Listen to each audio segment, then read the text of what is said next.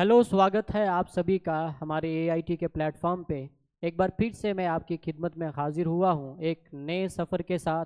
और ये सफ़र है जैंड के हाई कोर्ट जूनियर असिस्टेंट, जिसका आज इंट्रोडक्टरी पार्ट हम करने वाले हैं। और ये हम जॉब रिलेटेड अवेयरनेस यानी कि इंडियन जुडिशल सिस्टम को आज हम यहाँ पे डिस्कस करेंगे। तो अपने लेक्चर की तरफ बढ़ने से पहले सबसे पहले हम जो है वो सिलेबस को एक बार देखेंगे, देन उसके बाद जो है हम अपने लेक्चर को डिस्कस करेंगे। तो आई होप आप सभी लोग मस्त होंगे, तंदुरुस्त होंगे, अपने अपने घरों में बैठ करके रील को स्क्रॉल कर रहे होंगे, इलेक्शन को डिस्कस कर रहे होंगे और फ्री की रोटियां तोड़ रहे होंगे। तो फ्री की रोटियों को तोड़ते तोड़ते हम चलते हैं अपने सिलेबस की तरफ। तो क्या पैटर्न है, किस तरीके का सिलेबस है, क्या स्ट्रैटेजी को हमको जो है वो किस किस स्ट्रैटेजी के साथ हमको जो है वो चलना पड़ेगा, किस स्ट्रैटेजी की हमको रिक्वायरमेंट है, ताकि हम ये एग्ज़ाम जो है इसको क्वालिफाई कर सकें और अपना झंडा जो है वो गाड़ सकें। कहाँ पे? High court of India, high court of Jammu and Kashmir पे। चलिए, तो सिलेबस जो है आपका, टेस्ट स्ट्रक्चर सबसे पहले हम देखते हैं। तो टेस्ट स्ट्रक्चर में क्या है? The test shall comprise of an online computer based, यानी कि ये जो टेस्ट होने वाला है ये सीबीटी बेस्ड टेस्ट होने वाला है, कंप्यूटर बेस्ड टेस्ट होने वाला है, ठीक है। और ये कितने मार्क्स का होने वाला है? 80 मार्क्स का। जो सीबीटी एग्ज़ाम होगा वो 80 मार्क्स का होगा। उसके बाद 20 नंबर के इंटरव्यू के लिए आपको बुलाया जाएगा। उसके बाद the computer based written examination shall of 80 minutes duration, यानी कि 80 मिनट आपको 80 क्वेश्चन करने को मिलेंगे, ठीक है। 80 मिनट का टाइम मिलेगा आपको, जो 80 क्वेश्चन करने हैं एमसीक्यूज बेस्ड क्वेश्चन होंगे आपके, ठीक है। लिखा हुआ ये 80 question and each question shell carry 1 mark, each question will contain multiple choice. और उसके बाद नेगेटिव मार्किंग इस एग्जाम के अंदर हमको देखने को नहीं मिलेगी। There may be no cut off point, कोई भी कट ऑफ पॉइंट जो है यहाँ पे नहीं होने वाला। वो कट ऑफ पॉइंट कैसे डिसाइड होगा? वो कट ऑफ पॉइंट जो है सब लोग एग्ज़ाम दे लेंगे, उसके बाद डिसाइड होगा। फिर उसके बाद जो है वो मेरिट बनाया जाएगा 5:1 रेशो के साथ, यानी कि 5 बंदों को एक पोस्ट पे जो है इंटरव्यू के लिए बुलाया जाएगा। फिर उसके बाद जो है फाइनल कट ऑफ निकाला जाएगा और जिन जिन लोगों को ये पोस्ट मिलेगी उनको हमारी तरफ से पहले से ही क्या है, स्वागतम, ठीक है। चलिए, उसके बाद सिलेबस क्या है हमारे, जो सबसे बड़ी बात है, ठीक है। सिलेबस तो जनरल इंग्लिश 30 मार्क्स, यानी कि 30 क्वेश्चन होने चाहिए यहाँ पे। General knowledge current affair based रहने वाला है, टोटली करंट अफेयर बेस्ड रहने वाला है। नीचे लिखा हुआ है, मैं आपको पढ़ा इसमें बता भी दूंगा। 25 मार्क्स।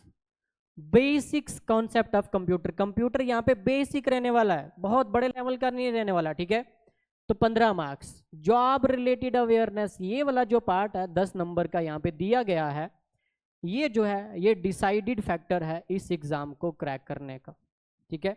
जो इस जो है पार्ट को अच्छे से कर लेगा, ठीक है, समझ लो उसने इस एग्जाम को क्रैक कर लिया। क्योंकि बाकी सारे पार्ट के साथ आप लोग ऑलरेडी इस बाकी सारे जितना भी पार्ट है, इंग्लिश है, जनरल नॉलेज है, बेसिक्स कॉन्सेप्ट ऑफ कंप्यूटर है, इससे फेमिलियर है, ठीक है। आपने काफ़ी सारे एग्जाम दे रखे हैं और काफ़ी सारे एग्जाम के लिए आप तैयारी भी कर रहे हैं, तो ये वाले पार्ट से काफ़ी ज़्यादा लोग जो है वो फेमिलियर हैं। सिर्फ एक लास्ट वाला पार्ट जो है ये आपका जो है वो आपकी इस पोस्ट को क्रैक करने का जो है वो एक मेन फैक्टर बनने वाला है। अब जो मैंने प्रीवियस ईयर पेपर यानी कि 2023 के पेपर को एनालिसिस किया, तो वहाँ पे मैंने ये पाया कि जो जनरल इंग्लिश है वहाँ पे पिछली बार भी सेम यही सिलेबस था। यहाँ पे 30 मार्क्स का तो दिया गया है, लेकिन हमको सिर्फ यहाँ पे 25 क्वेश्चन देखने को मिलते हैं इंग्लिश सेक्शन से।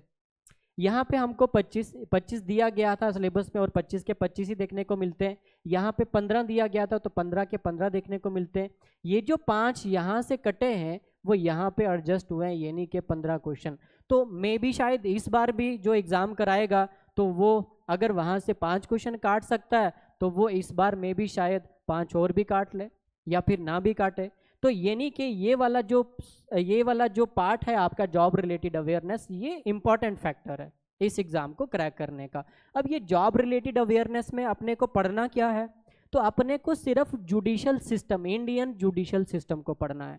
इंडियन जुडिशियल सिस्टम को आप पढ़ लेंगे तो कोई बहुत बड़ी बात नहीं है, कोई भी सवाल आपके सामने आएगा तो आप आराम से कर सकते हैं, क्योंकि अगर हम प्रीवियस ईयर पेपर को देखते हैं तो उस हिसाब से हमको पूरा जो इंडियन जुडिशियल सिस्टम है, hierarchy, structure, roles of judiciary, ठीक है, जुडिशरी इम्पार्शियल कैसे होती है, जब सिविल केस करता है एक इंडिविजुअल तो उसको क्या कहते हैं, जिसके खिलाफ करता है तो उसको क्या कहते हैं, क्रिमिनल साइड में जो है वो एक्यूज्ड जो है वो कौन सी पोजीशन पे होता है, विक्टिम कौन सी पोजीशन पे होता है, उसके बाद जो जुडिशरी है वो किस तरीके से हमारी गार्डियन है, जुडिशरी जो है वो किस तरीके से हमारे फंडामेंटल राइट को प्रोटेक्ट करती है। तो ये इंपॉर्टेंट पार्ट, रिमूवल ऑफ जजेस है, अपॉइंटमेंट ऑफ जजेस है, ट्रेनिंग ऑफ जजेस है, उसके बाद ये पूरा हायरार्की जो है, supreme court, high court, district court, सब ऑर्डिनेट कोर्ट, ये सारा आपको पढ़ना होगा, ठीक है। उसके बाद इंपॉर्टेंट फैक्टर कि जब डिस्ट्रिक्ट में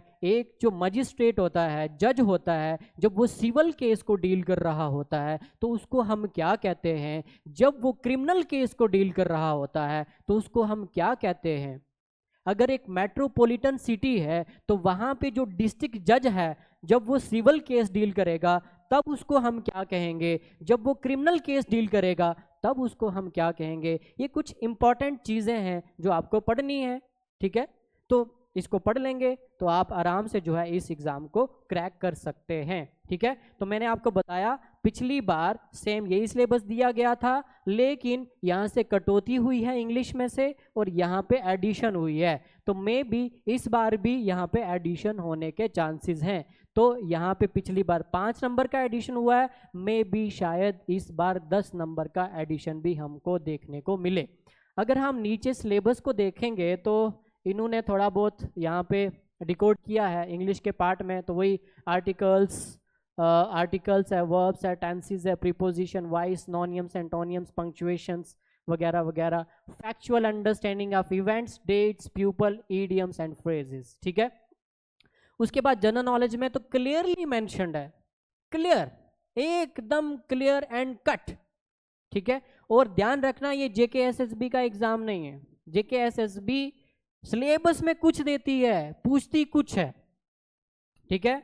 पैटर्न जेकेएसएसबी का कुछ और दिया गया होता है नोटिफिकेशन में, जब एग्जाम देने जाते हैं तब कुछ और देखने को मिलता है। सो ये हाई कोर्ट का एग्जाम है, जो आपको यहाँ पे नोटिफिकेशन में देखने को मिलेगा वो वहाँ पे एग्जाम में आपको 101% देखने को मिलेगा। हाँ, थोड़ा बहुत ऊपर नीचे हो सकता है, जैसे मैंने ऊपर बताया कि 5 नंबर की ऊपर से कटौती हुई है तो नीचे एडिशन हुई है, ये थोड़ा बहुत आपको जो है वो देखने को मिल सकता है। यहाँ पे क्लियर एंड कट लिखा हुआ है, दिस पार्ट में comprise question relating to the current affairs, ठीक है, नेशनल और इंटरनेशनल, और ज्यादातर आपको पॉलिटिक्स बेस्ड जो करंट अफेयर है उसको पढ़ना है, ठीक है। Economic based, political based, geography based बहुत कम आने वाले हैं, आर्ट एंड कल्चर बेस्ड आपको पढ़ने, ठीक है, जीआई टैग इकोनॉमिक बेस्ड ही हो गया एक्चुअली में वो, ठीक है। उसके बाद कंप्यूटर, दिस पार्ट में comprise question relating to the knowledge of basic concept about computer system, basic रहने वाला है, हैवी नहीं रहने वाला, ठीक है। उसके बाद लास्ट वाला जो आपका मेन टर्मिनोलॉजीज करके दिया इसने, दिस पार्ट में comprise job related questions including the terminologies generally used in the official court work and types of communication extra, ठीक है। जब वकील जज के साथ कम्युनिकेट कर रहा है उसको क्या बोलेंगे, ठीक है, किसकी साइड से, केस करने वाले की साइड से, जो जज के सामने जो वकील पेशी दे रहा है, कम्युनिकेट कर रहा है, उसको क्या बोलेंगे। और जिसके खिलाफ केस किया गया है, यानी कि एक प्लेंटिफ हो गया, एक क्लेमेंट हो गया, एक क्लेम करने वाला और एक प्लेंटिफ, ठीक है, जो पेनल्टी भरेगा आफ्टर जो डिसाइड होगा केस। उसके बाद जो एक आपका क्रिमिनल साइड होती है, तो एक आपका पब्लिक प्रोसिक्यूटर हो गया, एक साइड से आपका जो है वो क्या आएगा, डिफेंस आएगा, डिफेंस काउंसिल आएगी। खैर उसकी हम आगे बात करेंगे, अभी आपको उसमें उलझना नहीं है, आगे हम एकदम एक एक टर्म्स को जो है वो एकदम से आपके सामने जो है वो दूध की तरह साफ कर देंगे, आपको जिंदगी भर जो है वो टर्म्स नहीं भूलेंगे, ठीक है। तो ये डिसाइडेड फैक्टर रहने वाला है। तो आई होप आप सभी को जो है ये पूरा जो सिलेबस है इसका जो एक मैंने आपको सफ़र कराया, ये आपको जो है अच्छा लगा होगा, मस्त लगा होगा और समझ में भी आया होगा।